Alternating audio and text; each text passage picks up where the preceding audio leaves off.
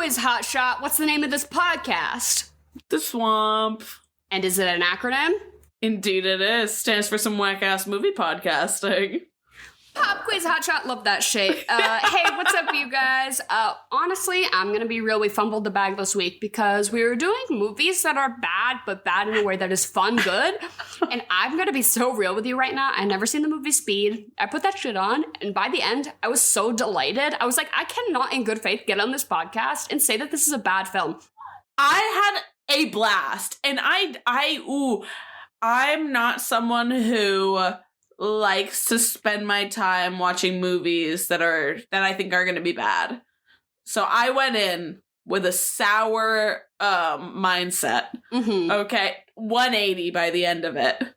Honestly, 180 by like 6 minutes in, I was like, wait, this is good. Which I now, in retrospect, and I've done some like Googling, I now realize that it's Speed 2. Cruise Control that we should have done as a movie that is so bad that it's good, because Speed is Speed, but Speed is about a bus that has to go fast. Yes. Interesting. Speed 2 is about a boat that has to go slow. It's the antithesis of Speed. It's the inverse brilliant. Speed. It makes no sense. It has like a 2 out of 10 on Rotten Tomatoes or something. I'm like, honestly, we probably should have done that one. But in retrospect, I'm glad we did Speed, because now that I've seen Speed, I can see Speed 2 Cruise Control. Yes. So I'm setting myself up for success, really. But, well, I felt like going into this that this was the right pick. And that it was going to be bad. That it was that it was a bad movie. That was my understanding of it in the cultural zeitgeist. Speed, not shit. Well, because it's kind of interesting, because the concept of the movie is absurd. It's that there's a bus that needs to keep going over 50 miles an hour, and if it drops below 50, then a bomb gets detonated and will go off and blow up the bus. That's the plot point. Well, so this is basically some man just extrapolating out this insane idea to the nth degree and millions of dollars of budget to be like, so what if there was a bomb on a bus, but the bus had to keep going? And then being like, thinking of scenarios like, but what happens if someone tries to get off the bus? No. And I loved it. I have to disagree with you here, actually, because I think that this movie is what happens if you took an 8-year-old and you dropped him in film school. Yes. And then once he turned 12, you gave him $28 million and you said, go make a movie. This is the movie he makes. This is great. We're like beat for beat, shot for shot. That's the movie. Mm-hmm. And it's brilliant. And the writing as well. Also done by done by an 8-year-old. Done by a 12-year-old boy named Joss Whedon. So this uncredited dialogue supervisor Joss Whedon just fucking putting his little grubby hands into every piece of media on my fucking screen between the years 1990 and today. Yep. Not so much anymore. He's been pretty publicly canceled, but But yeah, we're going to talk about Speed, the 1994 film starring Keanu Reeves and Sandra Bullock today with you all. I had never seen it. Emily had never seen it. I also thought it was going to be bad. It's about a bus that has to go fast. I thought it would be bad. Of course, it sounds bad. It looks bad. Yeah. The poster looks bad. I mean, even watching it, I'm sitting there watching it thinking this is bad. And I'm looking back at my movie viewing experience and thinking, I had the time of my life. Yeah. Yeah. And I think that's brilliant filmmaking right there. All right. No, they really knocked it out of the park with. I'm trying to look. So the director, John DeBont, he was the cinematographer of Die Hard, which really checks out to me because this movie feels like if Die Hard, like the origin, like the brainstorming of Die Hard, like somebody in the writer's room was like, this is good, but I have a different idea. And then they just took the basis of Die Hard and did something else. Like Die Hard ended up at the center of the mind map and Speed was way over up in the top corner. Yep, but somebody's like, I'm going to take this sticky note and put it in my little pocket and save it for a rainy day. I'll tell you what, you could have fooled me with the start of this movie, the longest scroll I've ever seen in my life. Those starting credits. Oh, do you know what I'm talking? Did you not? 10 minutes. Sure, I don't mind it. It's the 90s. I don't mind an opening credit sequence. They usually take a while. Enough. I don't know. I don't know. I ascribed it to being something of the times because I always tend to notice in modern movies that we don't do that anymore. We don't do like a lengthy opening credit sequence, and when we do, it always feels so mindful in new movies that I'm like, this is an interesting choice. But I always forget that like pre-2000, I guess you're right. almost every single movie up front tells you who edited, who directed, all of it at the front end, and then the cast at the end, which is it's interesting. Here's the thing that threw me off though, is that usually even in the 90s, or I'll think of like Catch Me If You Can, and I think of those opening credit sequences stylized, which obviously, yes, comparing Speed to Catch Me If You Can is a very large jump. But stylized. This was just like set against like some weird like animated pipes, and that was it. And it just scrolled for 20 minutes. And honestly, it was giving Die Hard. It was giving Die Hard to me. Exactly, right? That's what I'm saying. Like, if you turned that on and just by the scroll, I would have, honestly, Die Hard might have been on my mind map of what movie is this. And I didn't mind the 10-minute credit sequence because it gave me the time to Google who directed this. What did he do? Who from Die Hard worked on this? Enlighten me, because I was like, let me know what connection this has to Die Hard, because this opening credit sequence looks like Die Hard. Yeah, enlighten me, because I did not do any of the Googling on that end. Oh, just the director's the cinematographer of Die Hard. That's why it looks like Die Hard. Has he done anything else? Is there anything of note? Yeah, Twister, and then they just made Twisters. Well, yes, of course. He did the 2003 Lara Croft Tomb Raider with Angelina Jolie. Oh, sure. He did that movie, if you know. I don't know so much what he's written, because he's or a cinematographer. He does that as well, obviously. But the stylistic through line is evident in this. And 90s action movies, it's all a little bit of the same sort of flavor text. Oh, the 90s buzz cut. Can we talk about Keanu Reeves' hair? Because here's the thing, is that something about that's not a regular buzz cut. Am I wrong? Well, so typically a buzz cut, you use the buzzer and you just don't put an attachment on it and you go straight to the scalp, right? That's a buzz cut. A buzz cut is when you buzz your hair. But this was like a sexy grown out buzz cut. Like he buzzed it like 2 months ago and it's like, or maybe like 3 weeks ago, like a slightly grown out buzz cut. I don't really know, but it's a weird hair for... No, I can tell you exactly what it is. He's hitting it with a oh God, like a size... the attachment, he's doing like a 3? A 2. He's doing a 2. Sure, I respect it. They kind of had to do that because he's a cop in this movie. Well, yeah. So they couldn't be giving him like floppy Keanu Reeves hair. That just wouldn't really make sense. But I guess I loved this. They cast him and they were like, he needs to be like strong and hot because he's a cop, but he also can't be like too big or physically intimidating. He needs to be kind of like wiry because he needs to be fitting under the bus. He needs to, realistically, this cop needs to be like squeezing into tight spaces. So they're like, he needs to be kind of agile and nimble, but like obviously he still needs to be sexy because we need that appeal. And so they sort of chiseled Gumby. So they like went around on a couple of different actors. They were like Tom Cruise, Tom Hanks, think about a couple different people, and then they landed on. I'm like, what the fuck? Also, for Sandra Bullock's role, they considered Ellen DeGeneres. Oh, well, it was written with her in mind. Imagine if this movie was Tom Hanks and Ellen DeGeneres. Oh my God. I have a lot to say about Ellen DeGeneres. Do you want to hear it now or later? Ellen DeGenerate? Yes. Yeah, that's the one. Lay it on me. Well, no, so I went down the rabbit hole because obviously, I will say that I think that their chemistry is great.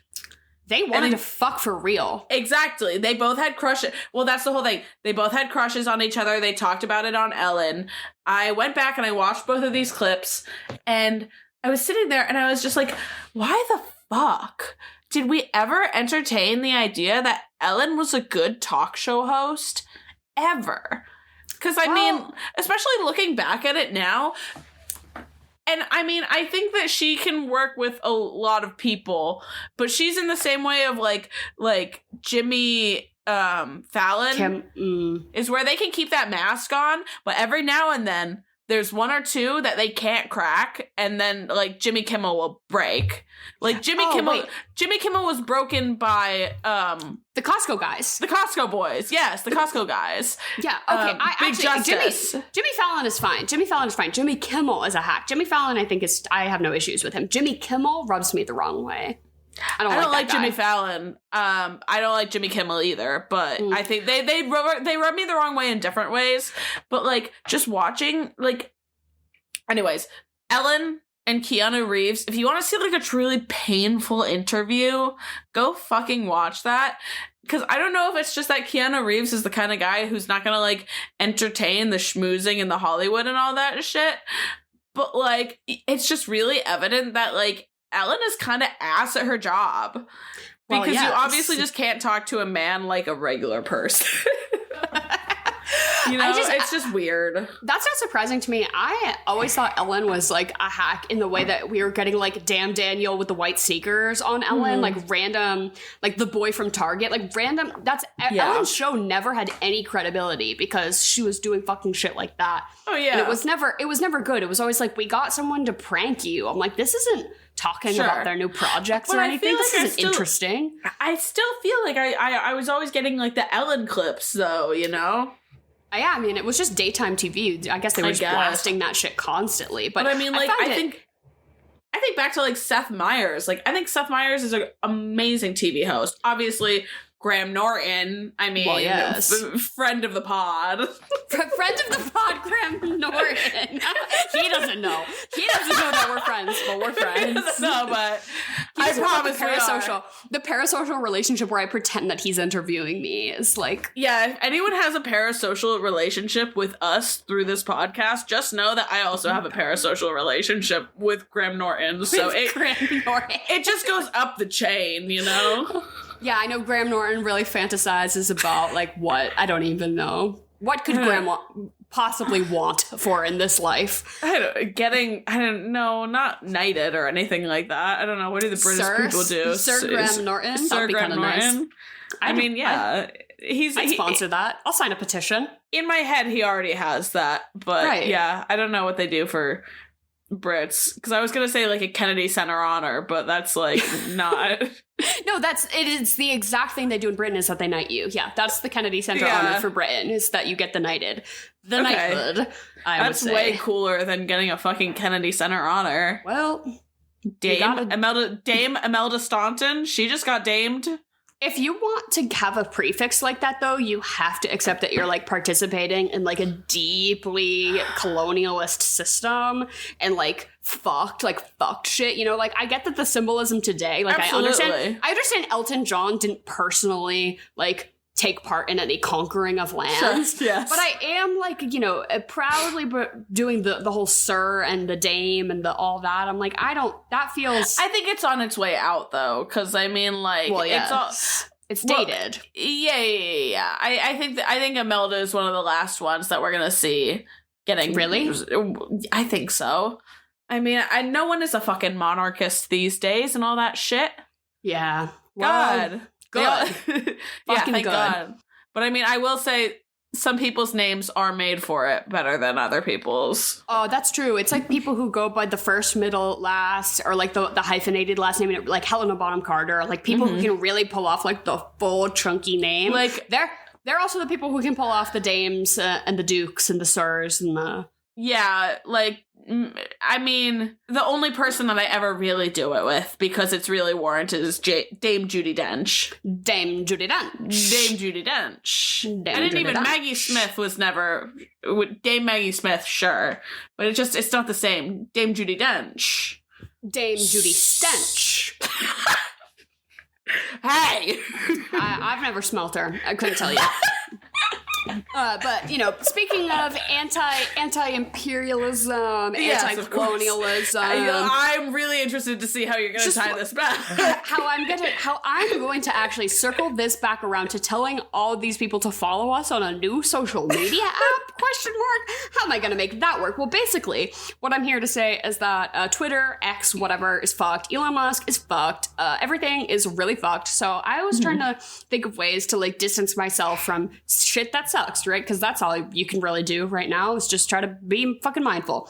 And so I had a friend who told me about this new app called Blue Sky. This is not sponsored. This is just me telling people where we're going to be at now. So I'm going to move all of our Twitter X content. I think I'm going to shut the account down. We don't really use it anyway. I'm going to move over to this new app called Blue Sky. I'll put the link in the description below. It's basically somebody block for block recoded old Twitter, and it just operates like Twitter before it was fucked, like a good old-fashioned 2016 Twitter feed.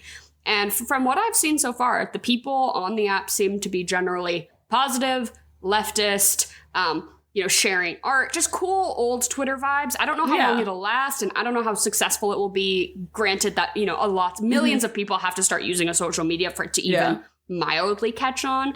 But it seems like a good replacement, and I like the vibes so far. So I'm gonna shout out that, we're over there now. If you want to make an account and check it out, I've generally had a positive experience with it so far in replacing Twitter entirely in my personal life.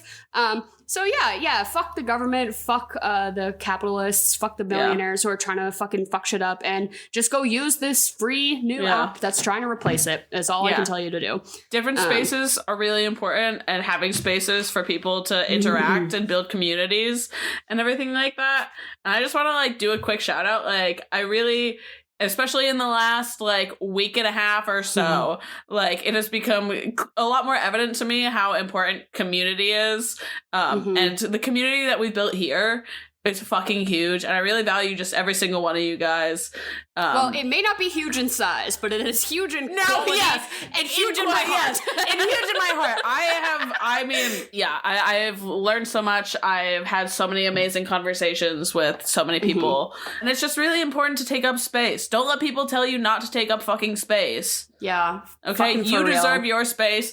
Put your space out into the world and, create communal spaces, because that's all we've got right now. And also specifically bringing it back to social media, as I'm like, I want a space that I can see things from real people who I choose to follow and interact with in a logical, ordered system, right? I would love that. On a dashboard that I get to curate that doesn't have... that sounds so nice. That sounds so nice, right? Does that exist? Anymore? Literally hardly. I'm like, the reason I'm still gripping onto Tumblr with my fucking talons is because it's really you are one of the most truly one of the staunchest like Tumblr users I have ever met. Do you know what it is? It's I choose blogs to follow, and what they post gets shown to me on a dashboard of ordered content. I can choose which hashtags to follow. That's there. It's nothing I don't want. The ads, makes sense to me. But I can just, they're not disguised as being content. The ads are a banner ad, right? A good old classic banner ad that I can click X and ignore. And I just think that it's awful how much I have to yearn for the 2010s, right? Like, why are we moving so far backwards? But I was just happy to find this app that seemed like the old social media that I liked. And I like talking to people, and I like seeing content that's from people, not from like weird organizations and businesses trying to make money and shit. I don't know, fucking bullshit. But also short form content is also destroying everyone's brains. So please engage with something that takes more than one brain cell to consume. Please use two, if you don't mind. If you don't mind looking at something that takes two brain cells, that's my challenge for the human race right now, is to use two brain cells. I'm part of the problem. Don't get me wrong. I will say it's a disease. It's an addiction and a disease. And the boar worms have gotten to me as well. Not the boar worms. Oh my god. Oh my god, but Keanu Reeves could bore his worm into me anyway. But speaking of his haircut... Oh my god, it's really something. What had happened, though, is that they were like, we need this sort of skinnier guy who could still be a cop, and they found Keanu Reeves, but they're like, look at him, floppy hair, not a cop. So they buzzed it. And then the studio looked at him, and they were like, we need to delay the movie. They're like, look at his hair. No one's going to recognize. They're like, that's not Point Break. They're like, that's not Keanu Reeves. Sure. And they're like, oh my God. They're like, we have to grow it out a little bit or something. And they were like, no, he has to be a cop. You just have to accept that this high and tight sort of look is what we're going for in this movie. And oh my God, thank God that they died on that hill, because I think it looks really fucking good. I love getting a little switch up. I love getting a little switch up from Keanu, because we get long hair Keanu plenty. Exactly. I'm not mad about it. You know what this is? This for me, bringing it back to Hot D, because I'm always happy to. This is my short hair Damon. Right. We only get him for one episode. We get Keanu for one movie, and that's it. And it is some of the sexiest he's ever looked on screen. I know. I want to put I want a bar chart or like a scale of Keanu from shortest to longest hair by film performance on like a visual spectrum. So like, is this the shortest, or has Keanu gone like full, like to the scalp shaved before? I would guess he is so. In The Matrix, when we get sort of the dichotomy of what he looks like. He's had it shorter. When he comes out of the goo, he's fully bald when he comes out of the goo. He's bald. Yeah, that's true. So we do see him bald there. So that I'll put on the bald end. And then where do we think he's got the longest hair? Maybe like the newer John Wicks, where he's got like the beard, the newer John Wicks. Yeah. Okay, this will be a personal project for me to do a visual spectrum of Keanu Reeves' hair. I would actually really love to see that. But this paired with the fact that the entire movie is just him sweating, grunting, yelling directions, and having sexual chemistry with Miss Sandy. Oh my God. The entire thing just convinced me that he's the man that would talk you through it. Well, because that's the whole movie. Oh my God. The only cop I don't hate is Keanu Reeves in Speed. Yeah, because my pants are already down. Like, he's not even in a mile. Like, if he walked into a mile radius of me, it's like you know, when they have like in a cartoon. Pregnant. Yeah, it was like in the cartoon with like the comically big magnet, and it just pulls the belt buckle and the pants off. It's him in this movie for me. I don't know what it is. I do know what it is, actually. I'm Tex Avery, the wolf, like, my jaw drops and my eyes turn into hearts, you know? Like, it's that energy. No, literally, I'm like, I started this and I was like, no way. He's a fucking cop in this, and no way. And the whole time he's like, no, I'm actually the chillest cop who doesn't play by the rules. And his police... He's Qui-Gon Jinn. That's who he is in this movie. Literally. He's Cop Qui-Gon Jinn. Cop Qui-Gon Jinn. That's so true. Because he is cool as a cucumber the entire time, baby. Oh my God. Chilling. So he says he's LAPD, but he seems to only work on bomb defusing assignments. Course, yeah. So maybe he is like, he's the bomb guy or something. Bomb squad. Bomb squad. Sure. Right. And that's why he's so chill, because he's not out in the street like shooting dogs and stuff. Well, that does, like all the other cops, right? Of course. Yes. So while on the one hand we have Keanu Reeves looking his sexiest, Sandra Bullock also looks her sexiest, but they said, what if we put her in a wig? What if we put her in the obese, so we calling you Bob? They're like, let's give her a fuck-ass Bob. They were like, yeah, literally. They were like, what if we took two of the hottest people and let's give them two of the biggest like things to overcome for an audience? Is he's a cop, which in the 90s, sure, that didn't mean anything, but now, okay, he's a cop, and then they put beautiful Sandy in the most fucked up bob I've ever seen in my life. I think it's Dora. Oh my God. Dora the Explorer. I think it's worse than The Blind Side. And The Blind Side is pretty bad. But at least it tells me something about her character. Why? Oh my God. I feel like I should dox the hair and makeup person that did this. Full government name, address, social security, into the mic. I'm calling you out for this wig. Because that was fucking cruel. They're like, she's too hot. They're like, she would never be just a normal LA resident riding the bus. She's too hot. We gotta give her a fucked haircut. Is this just what you had to do to like show that someone was getting their master's degree in the 90s? Is that what it was? Like, she's a working girl. They're like, she's working class. She killed nice hair. No. Fucked. Botched. Like, how do we logically get someone who looks like Sandra Bullock onto a public transit city bus? Literally. Gotta fuck up her hair first. I started this recording, and then we began gossiping about people and using their full government names. So I'm restarting. Hey, what's up? Hi, Jen. How are you? I'm good. Jen is here. She's my mom. She comes in halfway through the show to host her interim podcast segment, Chocolate or Vanilla. She says two things, and we all just say which one we like better. It's a hoot. It's a romp. You get to say your opinion. Play along at home. If you're listening, just please play along. Just shout out into the void. Say things that you like. It's important, but it's also important to make decisions. Being decisive. That's what this is all about here.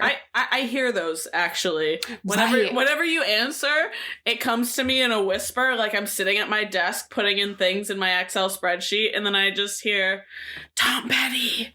Tom Petty. And you're like, yes, 1 point for me. Or like every time somebody like really proudly says vanilla along with you who has to say it by yourself every week on this podcast, it's like you get like XP. You like start to glow a little bit. Exactly. I love it. Well, Jen, is there a theme this week? There is a theme. These are Keanu Reeves movies versus Sandra Bullock's movies. Oh, perfect. Love it. Okay. Chocolate or vanilla? Chocolate. I'm back to vanilla this week. Yeah, I'm going to go vanilla. Nice. We had vanilla birthday cake at work today, and it was good. Hell yeah. First one is Always Be My Maybe or The Lost City. Always Be My Maybe. Keanu Reeves? He played himself. He does like a it's a very fun cameo. I like that one. Yes. Oh, now that you're saying that, I actually think I made you watch that during the pandemic, Jen, because I was like, I think this is a rom-com that you would really like, because I was like really pleasantly surprised by it. Specifically, the Keanu Reeves playing himself and being an asshole bit in the middle. So funny. What was the Sandra Bullock option? I'm actually not quite versed in her repertoire. The Lost City, which is a Netflix movie where she plays a romance author stuck on an island with Channing Tatum. Oh yeah, yes. I remember that. Yes, that was at South by Southwest the year I got to go. So there was like a lot of stuff for that I recall. But Always Be My Maybe, shout that out. It's on Netflix if you like rom-coms. It's like a well-written, it's like a tight 90 minutes. It's a lot of fun. That one is fun. Like a easy, fun watch kind of movie. Yeah, I'm definitely jumping on that train with you. Always Be My Baby. I like that. Yeah, same for this week. Next one, Bram Stoker's Dracula or Practical Magic. So Keanu as a vampire or Sandra as a witch. Who directed Bram Stoker's Dracula? Was that Francis Ford Coppola? I didn't know that Keanu Reeves plays Dracula. That's hot. I should get into that. I should watch that. It is directed... Oh, it is Coppola. I fucking lied. Jesus. I felt that in my soul. Yeah, I'll pick that one. I should probably watch that. I'm in a vampire era right now, so I should be watching... phenomenal. Yeah, I should watch that one. And actually, it's Gary Oldman who's Count Dracula. I think Keanu Reeves is just one or the other. Unfortunately, yes, I did have... Unfortunately, now I've lost all interest, actually. Now I couldn't give less of a shit. Well, I want to see what Keanu Reeves looks like in this. Because Practical Magic was fine. Practical Magic, I will have to shout out Nicole Kidman's wig, as always. True. One of her better wig moments. Of course he's still hot, and I'll give it to him in this. I'll go Practical Magic. I didn't realize that was Coppola. Jesus. Next one is Toy Story 4 or The Minions. Oh, a little sellout. Keanu needed a vacation home, so he was in. Who was he in Toy Story 4? Was he the fucking fork? Was he the spork? I think he was the spork. No way. God. No way was he the... That'll be crazy. Why does Keanu Reeves need to be the spork? Riddle me that. But also, who is Sandra Bullock in The Minions? Is she a minion? I think she's like a villain. Oh, I wish there was a minion. Like that. No, I wish. I would actually love to learn that Sandra Bullock voices the minion who says, banana! I'll have you know that Tony Hale, who plays Gary in Veep, and also he's in Arrested Development, voices Forky. Okay? Oh, thank God. Yeah. And Keanu Reeves is like the evil Knievel guy. Okay. Sure. Yeah, Duke Kaboom or whatever that is. Emily recently got me onto Veep in this post-election. It's feeling a little too real, but it's helping me laugh a lot. So yeah, I'll shouts out to Veep, and therefore I will shouts out Toy Story 4. I'm gonna go Minions on this one. I think that one. I do think that one's a far more iconic role, and I think it is also technically the role that made her the most money in her life. I think from like a role. Yes. Wow. I could be so wrong. I that's coming from, you know where that's coming from is the new Google AI. Oh no. Feature. I hate Google AI, which you literally cannot get rid of if you want to like turn it off. So that's take that how you will. I hate it because it knows my question. It answers it perfectly. Exactly. It's fucked. Yeah. No, but it's also, you're like, I already typed the question in, so I'm willing to sift through the results. Like, give me the benefit of the doubt. I'm willing to do a little bit of work here. Come on, Google. And also, I can, whenever I do that, do you know how much more I learn? Right. Oftentimes. Well, more. Yeah. Well, yeah. Yes. That's so true. That's so true. I didn't want to like botch this statistic, so I'm pulling it up on my Instagram. But I saw IO Debris reposted today something about how every Chat GPT is like dumping out a bottle of water. Every time you run a query through Chat GPT, it is the equivalent of dumping out a bottle of water, or maybe it's every 10 queries or something, but something like that. Yeah. It's gonna cause a water crisis. Sorry to get on my soapbox in the middle of chocolate or vanilla. No. We should be getting on a soapbox. Don't make yourself look like a fucking fairy princess mermaid. Again, IO Debris said it best. Pay some freak $6 on the internet to do that for you, right? Yep. Like find someone to do it for you. Find some creative local artists, right? And also, just it's scary. It's fucked. Let's all choose to stop. Can we stop it right now? Can I press a big red button to make it all go away? And we're done. I will go with Toy Story 4 anyway. Because I'm not a Minion girl. And I've never seen any bit of any of those movies. Fair enough. Yeah. Next one is My Own Private Idaho or Bird Box. I've never seen My Own Private Idaho, but it's certainly been on my list for a while. But it's really sad, right? I think I just have been holding it off because I know it's really sad. But Bird Box was like really a cultural moment. And in the senseless horror canon, as in we will remove one of the senses and do a horror about that, I would say it stacks about in the middle. But I feel like as far as impactful art, I'm going to give it to My Private Idaho, even though I've never seen that, but I think that movie was probably doing a little bit more. I don't know. Yeah, I haven't seen either of these movies, but I do have to, follow my heart. And I also agree. I think My Own Private Idaho probably gives a bit more, and I think it's probably one of, I'm going to have to assume it's one of Keanu's more heartfelt and touching performances. Kind of gritty, yeah. Yeah. I will go with My Own Private Idaho also. R.I.P. River Phoenix. Next one, Parenthood or Miss Congeniality? Miss Congeniality is a near perfect film. There's hardly a thing wrong about that movie. What did you say? Keanu Reeves was in what? Parenthood, the movie. Parenthood.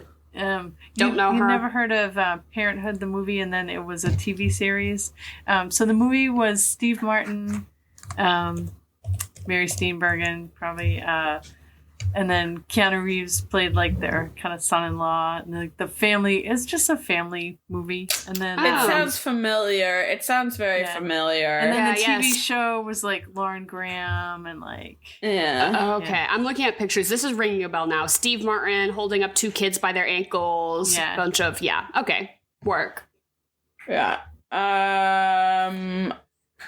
I'm gonna go Miss Congeniality. I have never seen either of these movies though, so Miss Congeniality is great. It's a great I hate to use chick flick, but it's like, good. It's because it's not really a rom-com, but it's a chick flick, It's fun. It's just one of those ones that I feel like I missed out on it when I was 14 , so now I don't know if I'll ever watch it. So yeah, you didn't do a face mask at a sleepover and watch it at just the right time. Yeah. You get it. Mm-hmm. Yeah, it's worth the watch.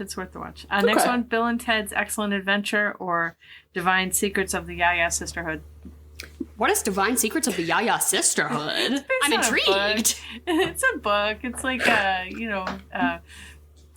you call your grandmother Yaya in Greek, right? And it's just a big Greek family. Yeah, that type of thing. Sure, I'll go for the Yaya sisterhood. That sounds like a romp. Oh, I will go Bill and Ted all the way. Yeah, absolutely. I've never seen Bill and Ted. Is that worth watching? It's so dumb, but like, yes, it's fun. Mm-hmm. Yeah. Yeah, I'll go with Bill and Ted's also. Next one is The Replacements or Blindside. Oh, 2 football movies. The household I grew up in canonically loves The Replacements, so I simply must be picking that one in order to maintain my position as Jen's daughter. But I also I don't really like The Blind Side. I don't really like white savior movies. I didn't really like the whole cultural conversation around The Blind Side at the time. I felt like it was really, I don't know, sort of misconstrued and like, I don't know, that whole thing. White savior women's story, just lame, boring. Yeah, don't care for it. I'll go for The Replacements, even though I have literally no idea what that is. So they replace all the players on the football team because they're go on strike or something. Yeah, the NFL goes on strike, so they have to field a team of replacement players. Nice, it's hysterical. Shane Falco, all these number 7 on your programs, number Shane 1 in your heart. Number 1 in my heart, Shane Falco. Yeah, it's a nice hot sort of Point Break era role for Mr. Reeves. Great. Obviously, I would say Replacements. And did Sandra Bullock win Best Actress for Blindside, I think? Yeah. I just thought it was like very meh performance. Yeah. Next one, Point Break or Ocean's 8? Point Break, surfing movie. Ocean's 8, remake of Ocean's 11, where Sandra Bullock, girl bosses her way into crime. I've never seen Point Break, but everyone says it's like really like Keanu Reeves being hot and surfing, so I'm sure I would love it. But I think I have to pick Ocean's 8 because Rihanna's in that movie, and that's why I went to go see it for her, and she delivered. It does seem like a fun movie. It was pretty fun. I remember having a good time in the theater while I saw it, but then never thinking about it even once ever again after that, really. I kind of want that, though. Maybe I'll watch that after this. Aquafina is in it, just to give you that. Fuck, never mind. Yeah. Point Break. I will say Point Break. Keanu Reeves played Johnny Utah in that, and R.I.P. Patrick Swayze too. Oh. And then the Oceans. I think I would like them, but all of them I think I would like because I love like a good ensemble cast, but I've never seen any of them. Yeah. Next one, Constantine or Demolition Man. Oh my god. These are 2 awful movies that were on my awful movie list for this month that Emily did veto both of them. Sorry. What was Constantine?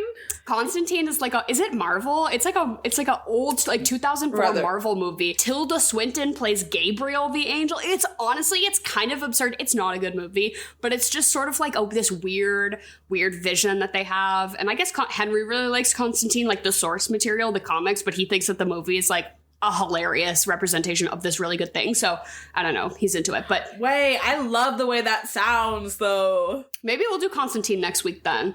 This just turns into Keanu Reeves month. Keanu Reeves month, right? But Demolition Man, I also think is so fun to watch if you've never seen. It's like this 90s Sandra Bullock, who's Rocky? Sylvester Stallone, and Wesley Snipes, and it's like the future, but they it's the 90s version of the future. So it's very Spy Kids. They press the button and Taco Bell comes out kind of version of the future, like the McDonald's play place of the future version. Love that kind of version. Energy. That's my favorite version. That sort of energy about the future is all of Demolition Man. It's just like a dumpster fire, but it's fucking hilarious. So honestly, that's tough. I will pick Demolition Man because I think that's more of a fun bad movie to watch. But Constantine's also pretty hilarious. I like the sound of Constantine. I'm really intrigued by that. Demolition Man, yeah, you did try to sell me on that for this one. So I definitely want to watch it eventually, but I think I'll go Constantine on this one because that definitely has perked my interest. I will go with Demolition Man because I didn't see Constantine. Next one, John Wick or A Time to Kill? I've never seen John Wick, and I really think I should because I think I'd like it a lot because I like action movies. I like Keanu Reeves. The count is high. Right? Yeah, I like a little bit of gratuitous violence. A Time to Kill is, I think, pound for pound, bucket for bucket, the sweatiest movie ever put to film. It's about this like deep South courthouse, and the whole time Matthew McConaughey has like a dewy bead of sweat on the tip of his nose that's just about to fall off. That's how fucking sweaty this man is the whole goddamn time. Everyone's wet, slicked up. It's hilarious. That's another. I mean, you can't say it's so bad it's good because it is about like a pretty real and serious issue that it's, you know, upsetting. So it's like hard to make fun of, which is tough for this podcast because we're usually pretty silly. And it's like talking about child rape is pretty upsetting. But anyways, A Time to Kill, really sweaty movie. I'll pick that one. God. What was my other option? John Wick? John Wick. I'll go John Wick. I'm gonna go John Wick. I think they're making John Wick 6 right now. I hope so. Yeah. I love that he can just do one of those once a year and call it a day. I have heard also that he is phenomenal to work with. He's like really good to the staff and stuff like that. I bet I've heard he's the nicest man on the face of the planet. I've heard the same. Yeah, which is why he plays himself in Always Be My Maybe and plays an asshole. It's like such a joke because it's like he's so great in real life. He would never really be like this, which is like why it works, I guess. Last one. Matrix or Gravity? Matrix. Yeah. Easy. Oh my god. Gravity is rough. Gravity's rough. I had my first kiss at the movie theater during a showing of Gravity. Emily was there, I'm pretty sure. Emily was on the other side. Emily was sitting between us. Yeah. We kissed across Emily's lap, actually. Thank God for the signature recliner. But it was like Sandra Bullock just like panting in space, and it was like, I'm kind of bored. Are you kind of bored? Like, you just want to kiss or something? Like, this movie fucking sucks. Yeah. Obviously, The Matrix. Yeah, obviously The Matrix. Yeah, Neo for the sweep. So that is it for Keanu versus Sandra. Which, honestly, an actor v. actor that you've done, this is pretty tough because these are two people with a discography to pit up against each other. They're both pretty deep, and they're both, like, again, came up around the same time, so. And booked and busy. Like, they do good movies, they do bad movies, they do everything They between. are getting that check, though, that's for sure. And I've seen a lot of them, but I was pretty sure that there were a lot that I had seen that you guys hadn't. I've realized that I have not seen much of Sandra's work, honestly. Yeah, she kind of is a middle-of-the-road kind of gal for me. She never really does it for me in a way that I'm like, oh, I need to, like, seek out her other work. Like, but she's not bad. Like, I'm not bothered by her performance ever. It's always passable. Sure. But she's just not a... I think it's maybe how she gets typecast a lot as well. I won't put that all on Sandra. Absolutely. And also, like, the time, like you said, the time in which she came up as an actress was very, like, that she had to be that sort of 90s, early 2000s leading lady, which is always not the most, like, interesting or progressive. No. But that is not Sandra's fault. So thank you, Jen, as always, for being here and asking us questions. Thanks, Jen. Love you. And we'll see you next week. I love you guys. Have an awesome night. Bye, Jen. I love you. I was obsessed with Sam, the bus driver. When he got shot, I literally felt it. I felt it in my soul. Because I was like, I can't believe they shot Sam, the bus driver. Loved the rapport between Miss Sandy and Sam. I was willing to suspend my disbelief that Sandra Bullock rides this bus every day and knows everyone's name on the bus because she rides it every day. But I'm like, it's LA, babe. You're not going to know the names of not the same people aren't riding the same fucking bus every goddamn day. No. Like, maybe you see 2 or 3 of your regular commute at the same time people, but I was like, no, she's oh hey Ortiz, oh hey Sam, like she knows every goddamn one of them. No. Okay, city girl. I see you, whatever. I get we're establishing the character, but I did like the rapport between her and the bus driver, though. I did like that. To be fair, we can't speak to whatever the LA transit system was in the 90s, because this movie must have done irreparable damage to it. Because where the fuck is LA's subways? I know they have them. They don't get fucking used. This is the first time I've ever seen an LA subway depicted on my screen. Well, it was a bus. It wasn't a train car. There's the subway at the end. What are you talking about? Okay, well, yes. The bus in the film. Well, no. Which, to be fair, LA is also not utilizing their buses enough. I'm willing to bet. Fuck ass highways. Does LA have an underground transit system at all? I think so. Did they make that up for this movie? No, I think LA does. I think it's just probably bad. That's wild. Does Los Angeles have a subway system? Let's see what Google AI says. Yes.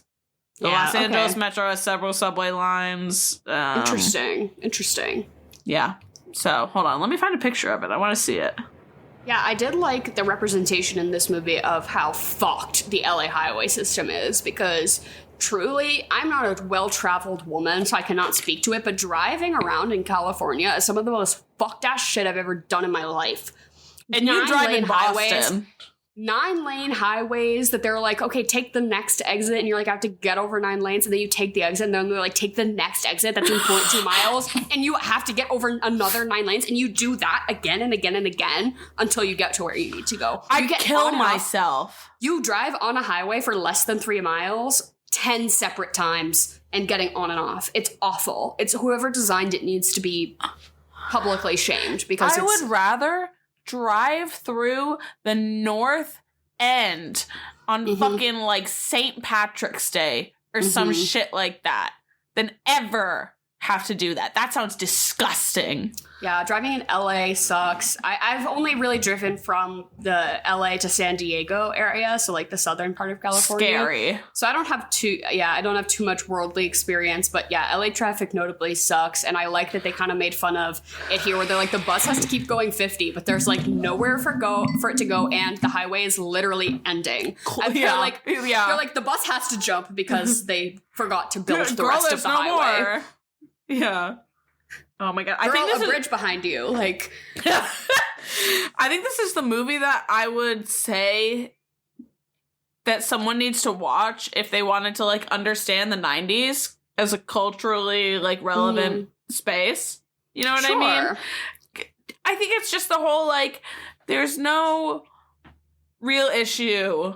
It's just some guy that wants, like, you know, it's the old, like, guy who wants revenge for, like, his one finger missing. It's like, there's nothing wrong. Yeah. This problem is entirely fabricated and would never play out in real life, but we needed to create some weird, vague stakes in order to do this really cool bus thing. Yes. They're like, we got to make the bus go fast, so we just got to figure out any of the filler stuff. Like, yeah, why not? Yeah, like, they didn't have all the war movies that, like, the early 2000s generated for us in the teens, you know what I mean? So they really had to, like, start, like, thinking of stuff on the fly and being like, shit, we got to come up with a new movie. It's got to be action. There's no war. What are we going to do? A bus! I know, this villain is so, like, vague and underdeveloped. He's, like, nothing. He's, like, a former cop who's, like, mad that he got disabled on the job and, like, doesn't receive the proper, like, support, obviously, which is, like, a very real story. But they don't even really extrapolate it in that way of, like, it being a big systemic issue. Is that they're just, like, he's also just old and crazy and wants money. And so like, that's the point. But honestly, I'm kind of willing to look past it, because I don't really need too much motivation from his end, because once he puts the bomb on the bus, it's sort of like, well, we're on the bus, so we just gotta roll with it. And the pacing of this movie should be studied in cinema school. Yeah, if you are a screenwriter, you should watch Speed to figure out how to pace your fucking movie. Truly it is the perfectly angled just increase the entire time. My only qualm, I would say, was that there was like the fake out ending where they get off the bus, but then Sandra Bullock is standing outside and the bad guy sort of coerces her into taking her away. It, though. The 90s of it all, it makes me less mad about it. If that happened today, then I would be rolling my eyes a bit more. Yeah, in the movie, the whole movie is never taking itself seriously, really, at any point, which is why I'm down to have a really good time with it. Because, like you said, they just sort of fabricated this weird other non-issue to deal with. Like, we're not really dealing with anything too heavy other than, like, human lives at stake. Yeah, they're like, what if we just did the trolley problem 90 times in a row at 100 miles per hour? What if we just did that? They were like, oh, we do the trolley problem and she hits the baby, but it's cans. And then they're like, yeah, that's 10 whole minutes then, right there. Hey, you know what we're going to do? We're going to do it again an hour and a half later, but instead of the cans and the baby, it's going to be the bus and the plane. Yeah. It's amazing. It's amazing. And it's so stupid. I love it. And on paper, all that stuff would piss me off so bad, but for some reason, like while I was watching it, I was like, and the baby's cans. Huzzah!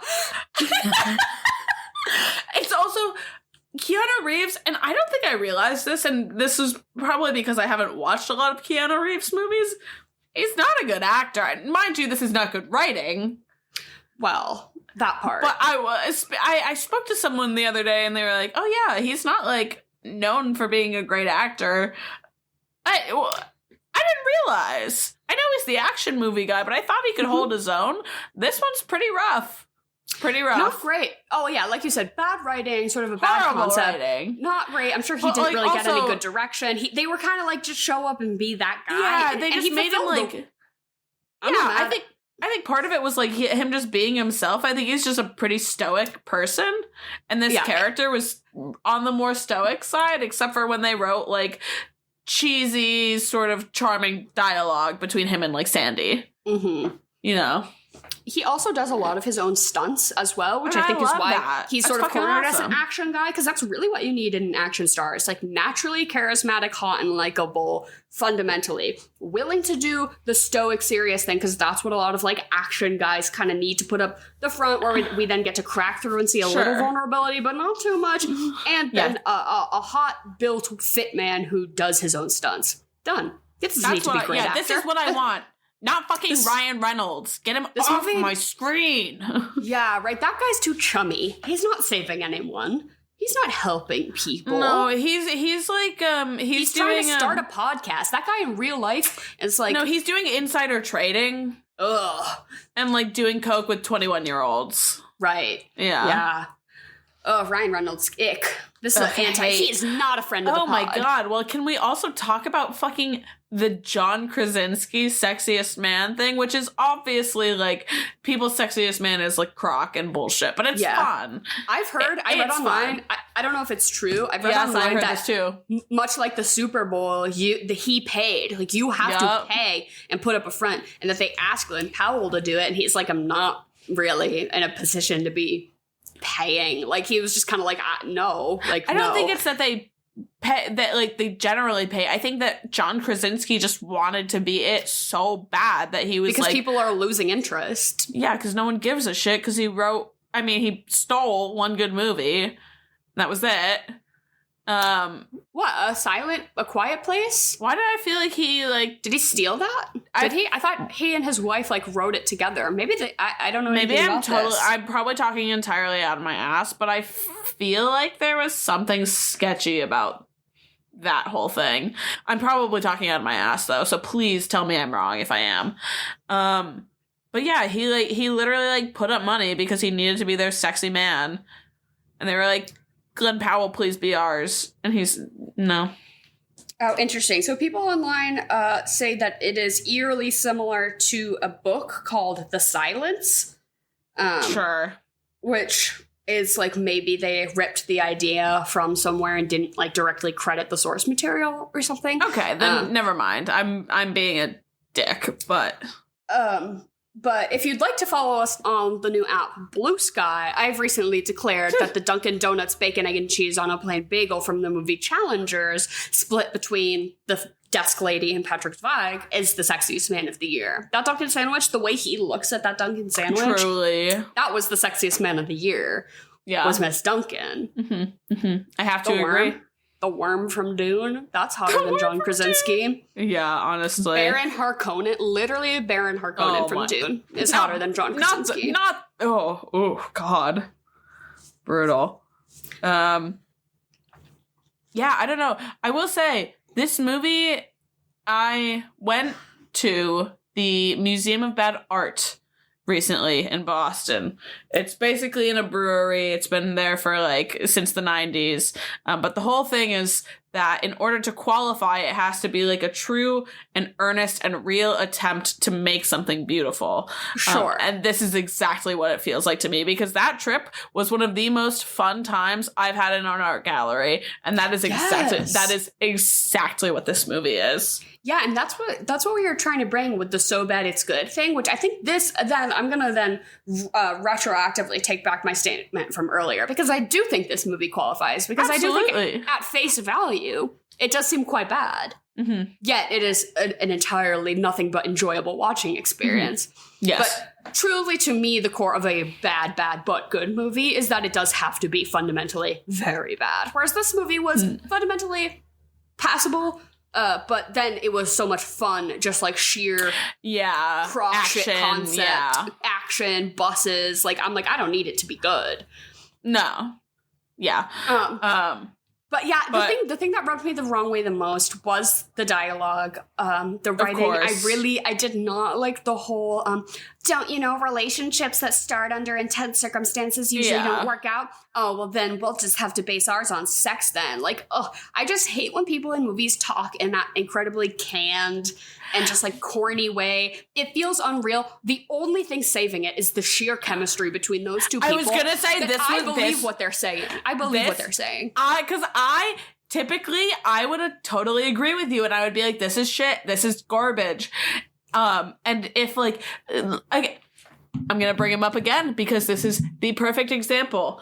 I think, and this is a hot take from what I've heard, that The Proposal is dog shit. We covered The Proposal. Mm-hmm. Did you think it was dog shit? Well, yes. Yes. And you know why? You know why? Because Sandy and Ryan Reynolds' chemistry is dog shit. Mm-hmm. Okay? Mm-hmm. If Keanu Reeves and her were playing opposite each other in that movie, it would be a 10 out of 10. Just knocked out of the park across the board. Okay? But he's not. It's dog shit. Those two in this movie with those shit ass fuck ass lines. Mm-hmm. They made it work. Still pants off. No, I think this movie is sort of the perfect storm of like bad concept. Not bad concept, but, you know, kind of whack concept, pretty awful writing. I'm pretty sure it was, had not enough budget either, because I read somewhere that they $28 million. That they shot a bunch of the movies, but then for the action sequences, they just showed the storyboard. And so then in like screen testing with audiences, they would show the movie, but then like the scenes where the bus would crash, they would just show a picture of a crashing bus. Interesting. And they loved it so much that I think they like got the funding to do the extra shoots for the big explosion scenes because of how much people loved it. They said specifically that in test screenings, people would be walking backwards out to the bathroom so that they didn't miss anything. And they said like that is the sign of a blockbuster. Like there's no better sign in a test screening. How did this do? Amazing. I think it made like $300 million. I think it was an insane success, which is why they have the Slow Boat sequel. You cannot get a Slow Boat sequel if your source material is not fire, if your source material does not make $100 billion.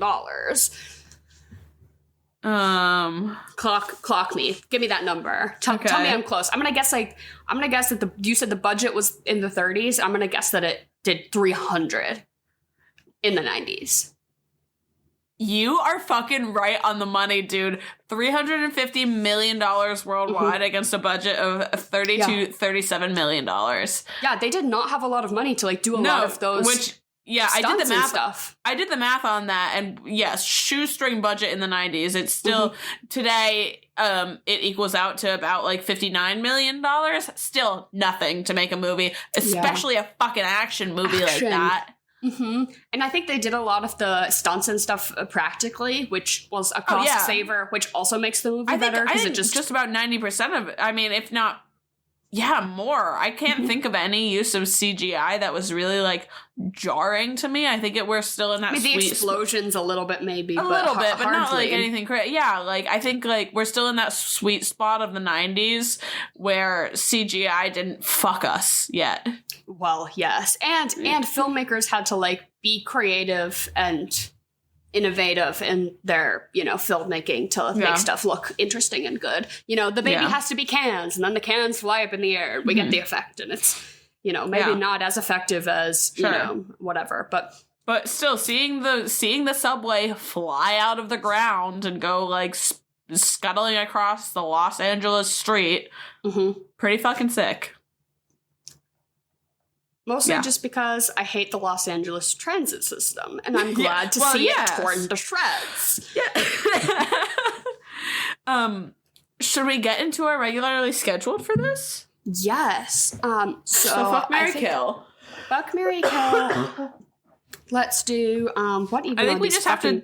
What are these characters' names even? Jack Traven. That's Keanu Reeves. Fucking who is Sandra Bullock? Annie Porter. Annie. And then do we... Oh, I meant to ask you about your fave. Jump scare Cameron from fucking Ferris Bueller's. Oh my god! Yes, Jump scare Alan Ruck. Jump scare Alan Ruck. You love that man. I love when he gets to pop and be his annoying ass. Mm-hmm. Yes! He gets so typecasted. It's sad, but I love Alan Ruck. Oh my god. R.I.P. to Connor Roy in Succession. Did he die? I didn't watch that show. No. He's just in it. He's so funny and he's so good. I love it. I just know his character tries to run for president, right? Yes. That's hilarious. Yeah, that's so fucking funny. No, it's truly. So I feel like we should do obviously Keanu Reeves, Sandra Bullock, and then who's the third? Like the bad guy? Well, we have to just do the hottest person. No, because we need to actually give ourselves a challenge here. Who's and hot? Not just we need something that's either going to be morally hard to get rid of, or Sam. I did love Sam. I did love Sam the bus driver. I do think I would be marrying him. I'll kill Keanu because he's still a cop, and Sandra Bullock will fuck. Mm-hmm. Done.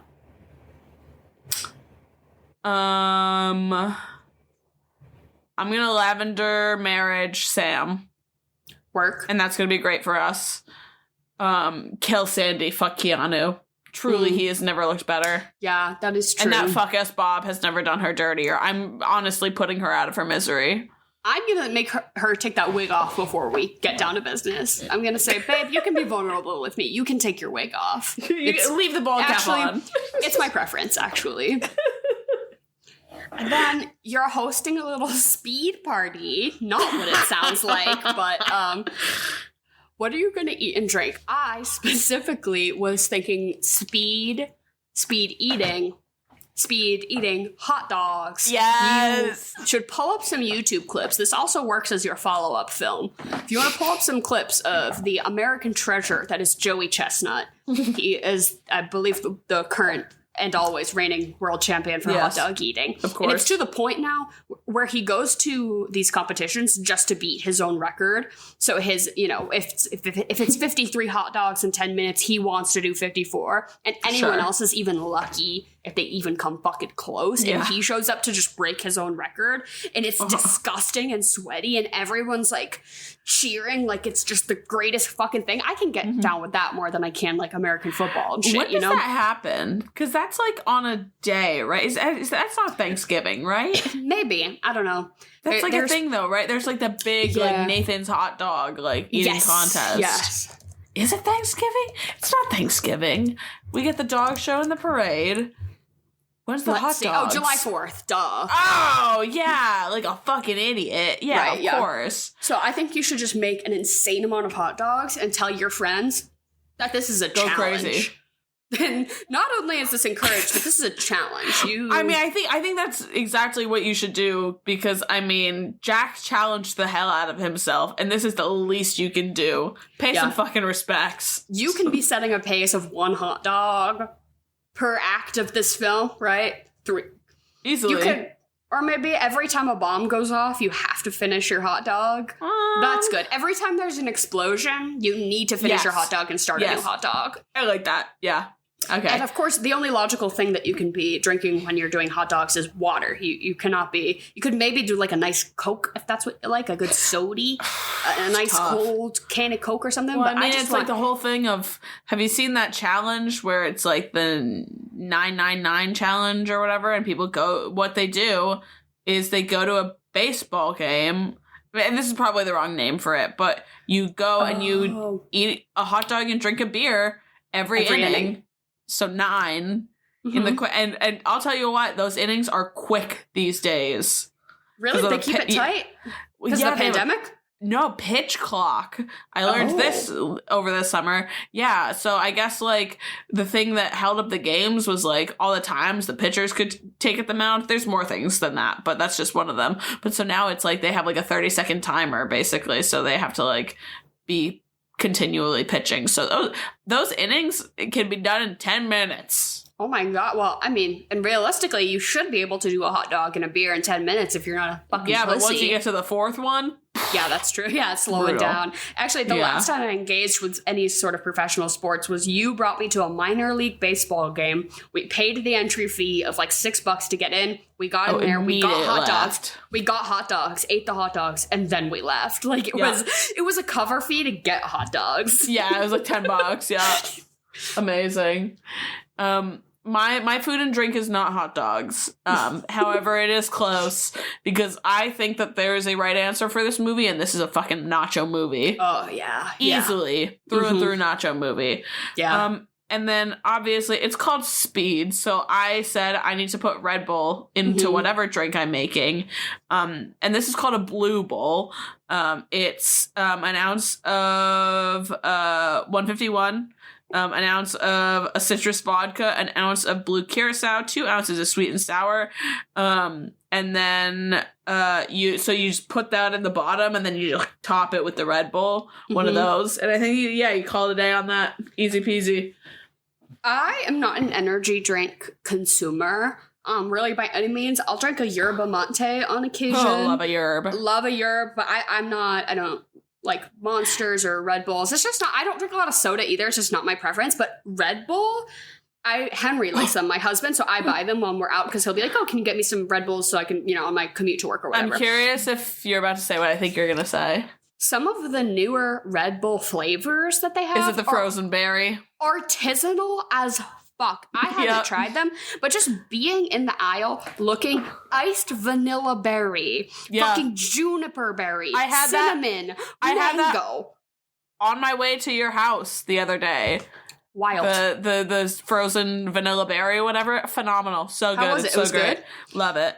Yeah, I unfortunately am I wouldn't say I'm like a staunch energy drink consumer, but when I need that extra kick, I will go for a yerb or a Celsius or a Red Bull if I, really want the sugar.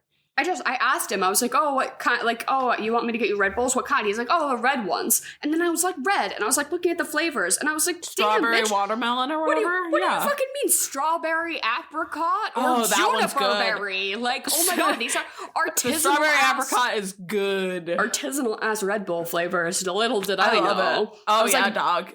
They've really expanded the market in the last couple of years. Interesting. Yeah. Just not something I've really ever paid attention to. I enjoy them, and they're just nice before, like, especially when you're like young and going out. Like I pregame my pregame with the Red Bull. Yeah.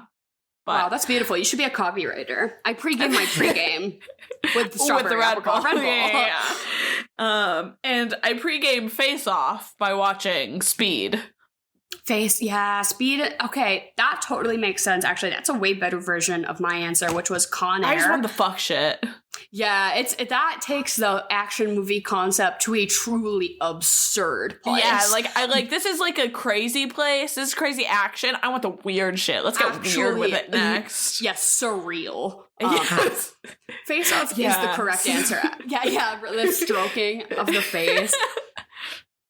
Just, what did you say? Con Air? Con Air, yeah. That's another like bad but kind of good 90s action movie where it's just sort of a cast of characters who play criminals who are going to take over this plane that's transporting them. And Nicolas Cage is also there. Oh, of Nicolas course. Cage is sort of the king of the bad but good action movie. Of course, yeah. Con Air, it sort of gives me the same, hijacking of a vehicle in a tense circumstance with, some governmental legal entity being an oversight figure in some capacity. I don't know. It's same vibes. Con Air, Speed, it's the same genre. And I was like, I kind of want to see freaking John Malkovich just ham it up a little bit after this, and he's in Con Air. So I guess that's what I watched. I actually really like the Face Off idea much more. Thank you. It just felt like it truly just feels so right. That's a movie I could watch 1,000 times and never get bored of. Yeah. Ready for the big ride, baby! So good. And the boots that stick to the ground, I can't get enough of Face Off. I want to take his face off. And then what are you going to give this movie? I'm going to give it a hard 5 out of 10. Yeah. Just dead in the middle. I'll give it a 5 as well. Yeah. I feel pretty down the middle about it. I was expecting to really hate it, and I was pleasantly surprised. Well, don't get me wrong. No, but if it's on, I'm not going to be mad. Yeah, it's what I started this watch. I had to pay for like a free trial subscription to watch it, so I was already a little annoyed. Didn't even matter. I was thrilled by the end of it to be paying that or doing that free subscription bullshit. You got to make sure you unsubscribe on your email. Already did. Love it. Yeah, get that 7-day free trial period. Get that free watch of Speed. And then get out of there. Yeah. Hey, maybe they've got Speed 2 Cruise Control. You can I hope so. Yeah, that's what we should really be watching. Willem Dafoe is he's the bad guy in the sequel. Shut up. And they couldn't get Keanu, so it's a different guy playing the love interest. But Sandra Bullock is still in it. But it's a different guy this time. Oh my god. And they're on a slow boat. Oh, this is gonna be so good. I'm adding I don't know if you do it, but I play the movie grid every day. And so I'm just thrilled to know I'm picking up all these guys for my new movie grids. Yes, when you gotta get I don't do it every day because I'm so bad at it. Because they're like gun to your head, name 3 Alfred Hitchcock movies, and I'm like, I'm a poser. I don't know. God, I don't know. Not only can I not name 3, but I can't name 3 within the specific categories of, whatever. Yeah. Love the movie grid. I'll put that in the description below too. If you want a free online game that takes more than 2 brain cells, more than 1 brain cell to complete, it's kind of just like that's just that format where you fill in stuff. I don't know. It's fun. It's a fun little game. It out. And if you like movies, it's a hoot and a holler. Yeah. And it's a good. I know we've talked about it on here before, but it's a good one if you do like the New York Times mini games and stuff. It's very like that pace. If you want to like get another one of those into your system, definitely. But love that. Shouting out apps and websites today, I guess, but also shouting those out to avoid, existing or paying attention. Ideally. I was like, how hard can I dissociate? I was like, let me find a new app. Yeah, literally. Let me find a new corner of the internet to go fester on. I need to be somewhere else, yeah. Right. But thank you all for listening. We're talking about bad movies, but maybe they're actually good movies. Who knows this month? That's what we're trying to find out. But as always, if you have ideas for themes, or if you just have movies in general you would like us to add to our tube cover list, please DM us, put it in the suggestion bar in Spotify, wherever you want to reach out to us. Please do tell us a movie, tell us why you like it, don't tell us anything, whatever you fucking feel like. We love that shit. We love to hear from you.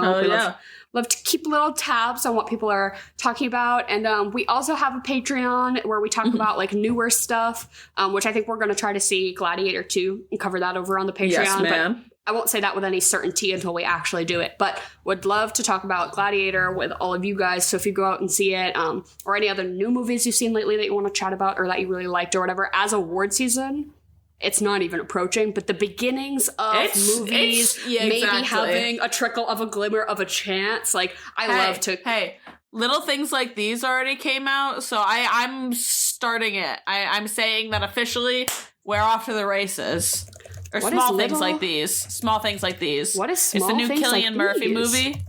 Small things like these. I haven't heard of this. What is it about? It's about the Magdalene Laundries, which is essentially like, from my small understanding, is like women's insane asylums in Ireland back in like the Roman Catholic orders, 20th century. Oh, yes. Interesting. Like a 19.